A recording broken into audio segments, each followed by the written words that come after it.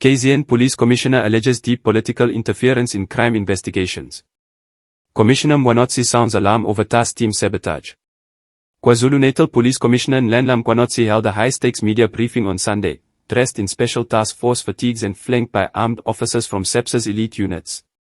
In a combative tone, he revealed that 121 case dockets tied to politically motivated killings were withdrawn from a specialized task team in March 2025 under the direction of Deputy National Commissioner Sibiya, allegedly on instruction from Police Minister Senzo Mchunu.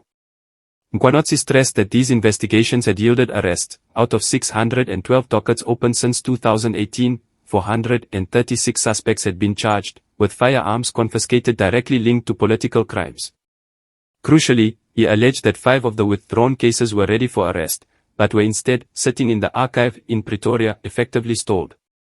He painted the task team shutdown as a deliberate attempt to shield politically connected criminals. These dockets have been sitting idle, withdrawn. God knows why. Commissioner Mkhwanazi asserted his mission is worth dying for, vowing to pursue accountability and an investigation into interference at the highest levels. Links to underworld and corruption. During the briefing, Mkhwanazi dropped a bombshell. Evidence from phone data connects Minister Mchunu's associate Brown Mkhwanazi to alleged crime syndicates, including businessman Vuzimuzi Ket Nhlanhla, who received a 360 million SAPS tender amid ongoing corruption probes. Mkhwanazi also said the task team uncovered links between firearms seized in Gauteng and multiple high-profile murders, strengthening its case just before being shut down. National and political reaction. Nationally, the briefing sparked immediate alarm. President Cyril Ramaphosa reportedly called for restraint amid mounting tension, describing the situation as a matter of grave national security. The ANC's MDU Manyana noted that unless formal charges are brought, the matter is deemed allegations and not yet worthy of NEC attention. Security analysts warned these revelations threaten public trust in the SAPS and highlighted deep structural corruption that must be addressed. Minister Mchunu denies allegations, calls for formal inquiry. Under intense pressure, Police Minister Senzo Mchunu fiercely rejected the claims, labeling them wild allegations without evidence or due process. He said the briefing was undermining his integrity and demanded a full investigation on a proper platform. Mchunu insisted he had acted within his ANC and ministerial duties, pointing out that during Mkhwanazi's briefing he was campaigning in Vryheid and engaging community leaders on crime issues. He also noted he would review the allegations and consider further action. Deputy Commissioner Sibiya responded sharply too, accusing Mkhwanazi of acting emotionally and unprofessionally. Sibiya stated he would formally respond through legal channels, vowing to respond to every allegation made. On accountability. Despite the denials, criminal justice experts emphasize active investigations are essential for restoring credibility. Ramaphosa's office emphasized that all involved must behave with discipline and allow due process to play out. Stakes and wider implications.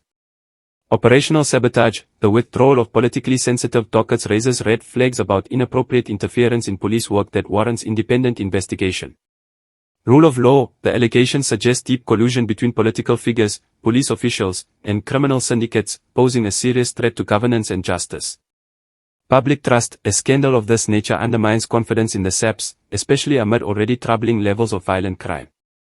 Political fallout. With national elections approaching and by-elections underway in KZN, the story could heighten scrutiny on Mchunu, the ANC, and broader political power dynamics.